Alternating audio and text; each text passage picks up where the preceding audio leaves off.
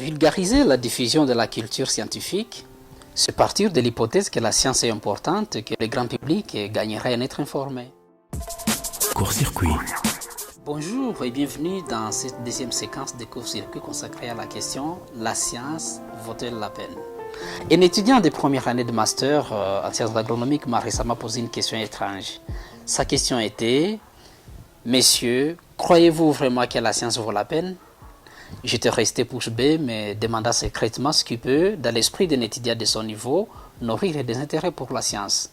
J'ai voulu consacrer cette séquence de court-circuit à cette question, non pas pour faire une défense scientifique de la science, mais pour montrer ce qui, dans mon propre esprit de jeune agronome, féconde l'idée de la science. Je voudrais commencer par dire ce que j'entends par le mot science.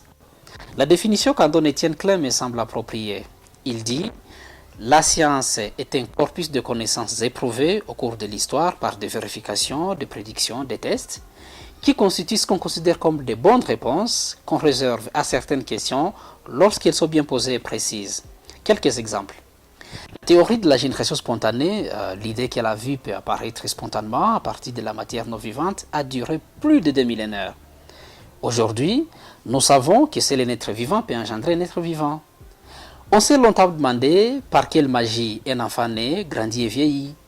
Par quel miracle d'une graine naît un arbre, d'un œuf une poule, d'un arbre amer un fruit délicieux et de ces fruits de l'alcool ou du vinaigre.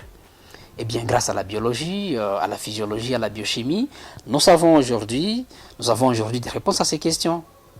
Grâce à la physiologie de la digestion, on sait comment notre organisme se procure de la matière et de l'énergie qui lui soit utile à partir des aliments que nous mangeons. Ces connaissances sont des acquis qu'on peut mettre en doute avec des arguments scientifiques. Mais attention, ce corpus de connaissances qu'est la science est par définition incomplet.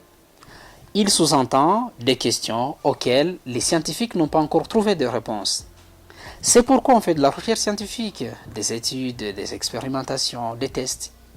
Et contrairement à l'idée de la science qui laisse trop peu de place au doute, l'idée de la recherche est elle fondée sur les doutes. Mais ce doute n'est pas un doute sceptique. Le doute des scientifiques est un doute lié à la connaissance. On fait de la recherche puisqu'on sait qu'on n'a pas encore la réponse. On peut alors se demander si la science peut répondre à toutes les questions que l'esprit humain peut se poser.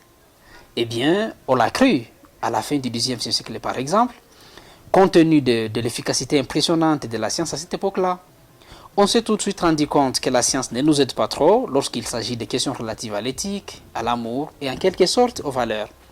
Par exemple, la science nous montre la possibilité de faire un OGM, un engrais et un pesticide chimique, un antibiotique et un téléphone, mais elle nous en présente les avantages et les inconvénients dans les limites des connaissances dont elle dispose. Et son rôle s'arrête là. Elle nous laisse le libre choix de faire ou de ne pas faire, d'utiliser ou de ne pas utiliser. C'est constant. Suffit-il à discréditer la science?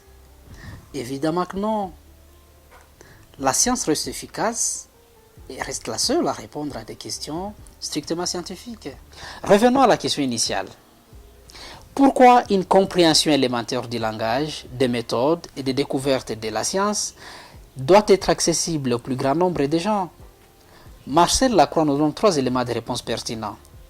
Malgré les nombreuses occasions de l'utiliser à de mauvaises fins, la science semble être l'une des meilleures voies pour sortir nos sociétés de la pauvreté et de la misère.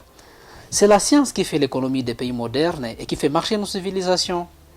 Beaucoup de nations l'ont compris. C'est sans doute pour cela qu'un si grand nombre d'étudiants à maîtrise et en doctorat dans les universités européennes et américaines viennent actuellement des pays du Sud. La science est la seule institution humaine, le seul outil à notre disposition pour nous alerter quant aux périls que nous encourons avec les technologies par exemple, ou encore avec les changements climatiques. La science nous fournit les meilleurs systèmes d'avertissement. La science nous enseigne des choses à propos de l'origine de la nature et du sort des espèces, de la vie, de la planète et de l'univers. Pour la première fois dans l'histoire de l'homme, on peut démystifier de questions fondamentales. À long terme, le plus grand cadeau que la science puisse nous faire, c'est peut-être de nous faire découvrir qui nous sommes vraiment et notre relation avec le cosmos.